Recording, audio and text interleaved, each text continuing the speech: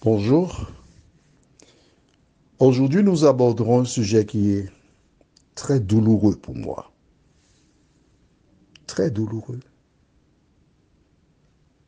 L'Éternel envoya. Juste avant, prions. Notre Seigneur, notre Dieu, nous voici encore là, en ta présence, afin de comprendre ce qui arrive quand une personne abandonne la parole. Merci Seigneur d'éclairer toutes celles et ceux qui suivent ces éditions spéciales depuis un moment. Donne-leur la clairvoyance, la sagesse, afin qu'elle marche selon ta parole. Cette grâce, nous te la réclamons, non pas parce que nous en sommes dignes, mais au nom de Jésus pour ta gloire éternelle. Amen.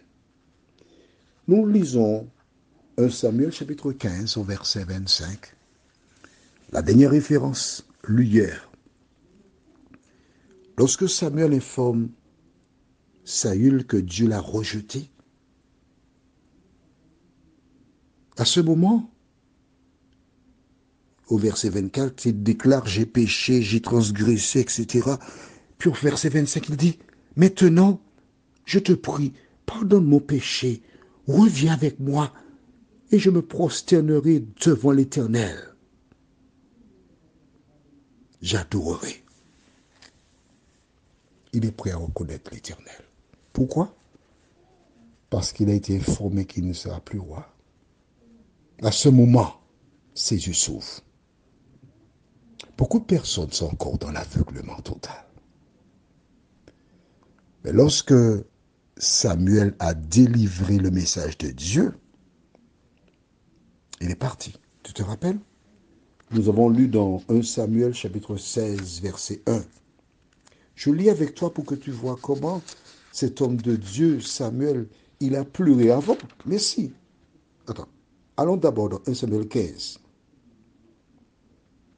D'accord? C'est bon?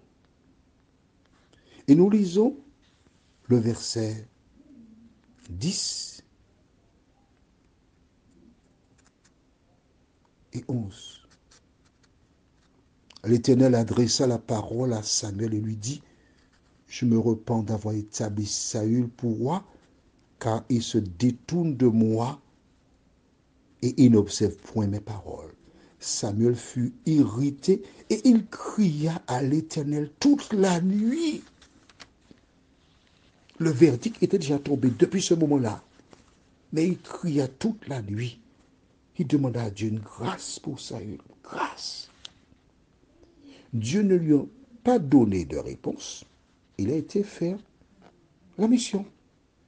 Lorsqu'il a laissé Saül, qu'a fait-il? Chapitre 16, verset 1. L'Éternel dit à Samuel, quand cesseras-tu de pleurer sur Saül? On s'arrête ici. Je l'ai rejeté. Tu vois, Samuel ne s'est pas contenté de délivrer le message, mais rentré à son domicile, il pleurait. Il pleurait. Ça faisait de la peine. Vois-tu, quand une personne s'éloigne de Dieu, ça fait de la peine. Et l'homme de Dieu doit pleurer. Alors certaines personnes sont offusquées quand des gens pleurent. Ça, c'est leur problème. Mais quand tu lis la Bible, quand tu vois comment Saül a fait ce qui était vraiment mal aux yeux de Dieu, et Samuel pleurait sur son compte, lorsque tu comprends ça, tu commences à connaître l'amour de Dieu. Alors nous lisons aujourd'hui au livre de 2 Samuel, chapitre 12, versets 1 à 3. Et nous verrons l'attitude de notre homme. Cet homme, c'est David, qui un jour, un soir, a vu une dame qui se baignait au pied du palais. Elle était fort belle, sauf qu'elle était mariée. à un soldat qui était sur un champ de bataille, donc loin. Il l'a fait venir chez lui. Et comme c'était un poète, il a certainement énoncé des paroles qui troublèrent cette femme qui fut subjuguée devant des paroles si suaves et belles. Probablement, David lui a sorti une parole comme celle-ci. Jusqu'à présent, du haut de la terrasse, j'appréciais la beauté des étoiles dans le ciel. Mais je n'avais jamais vu une étoile de si près comme je te vois aujourd'hui. Oh, et cette femme, en entendant ces paroles, oh là là, waouh! Je n'avais jamais entendu des paroles comme cela. Elle devait enceinte et piégée. David a cherché à donner la paternité à son époux, mais Dieu n'a pas permis cela. Alors, il donne un courrier à ce dernier qui va, sous les ordres du général Joram, en pleine guerre, se tenir à un endroit où il perdra la vie. J'ouvre une parenthèse pour la refermer tout de suite. Pourquoi Dieu a-t-il permis cela? Tout simplement parce que cet homme était prêt. Il était consacré à Dieu. Et Dieu, connaissant l'avenir, n'a pas voulu qu'il perde la vie éternelle. Mon ami, l'important sur terre, c'est d'avoir la vie éternelle. Lisons donc dans le livre de 2 Samuel, chapitre 12, versets 1 à 3. L'Éternel envoya Nathan vers David et Nathan vint à lui et lui dit, « Il y avait dans une ville 2 hommes, un riche et l'autre pauvre. Le riche avait des brebis et des bœufs en très grand nombre. Le pauvre n'avait rien du tout qu'une petite brebis qu'il avait achetée. Il la nourrissait et elle grandissait chez lui avec ses enfants. Elle mangeait de son pain, buvait dans sa coupe, dormait sur son sein, et il la regardait comme sa fille. » Oh, quelle belle image. Ouais, ouais, ouais. Nous avons vu précédemment comment Dieu envoya Samuel